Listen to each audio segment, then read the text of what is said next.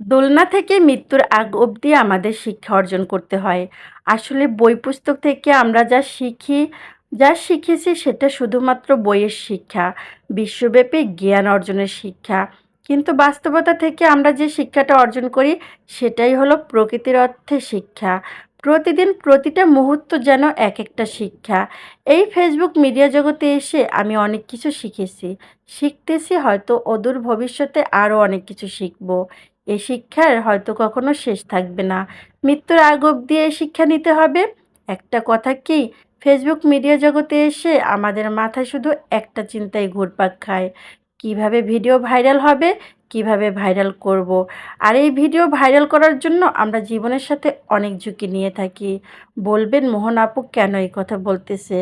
আসলে কি কিছুদিন ধরেই আলামিন ভাইয়ের ভিডিওগুলো দেখে না কেমন জানি মনের মধ্যে একটা চিন্তা ঘুরপাক খাচ্ছে।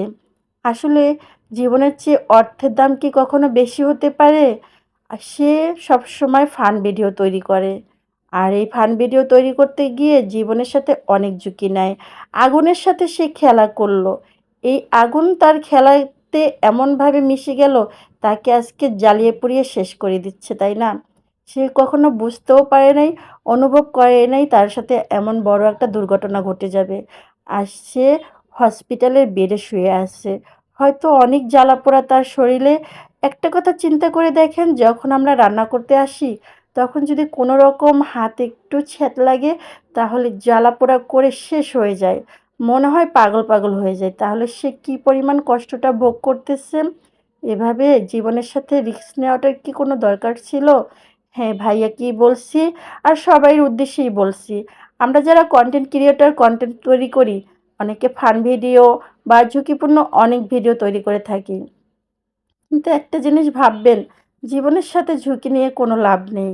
আর যদি আপনি না থাকেন তাহলে স্বজনহারা হবে আপনার পরিবার, আর কেউই না। কষ্ট ভোগ করলে তারা করবে। আমি এমন অনেক ভিডিও দেখছি, ব্রিজের উপর থেকে নিচে লাফিয়ে পড়তে গিয়ে জীবন হারাইছে।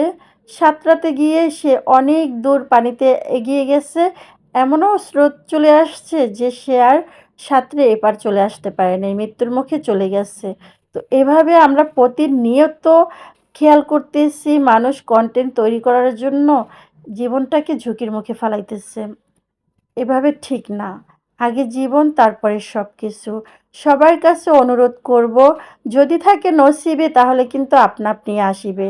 আমাদের ভিডিও যেভাবেই হোক না কেন, যদি আমাদের নসিবে থাকে যে উপায়ই হোক ভাইরাল হয়েই যাবে।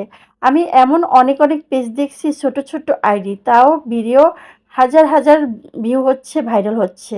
আর যাদের অনেক অনেক ফলোয়ার আছে তারাও ভিডিও ভাইরাল করতে পারতেছে না। আসলে এটা নসিব, হয়তো ভিডিও কোয়ালিটি অনুসারে, হয়তো ভাগ্য অনুসারে।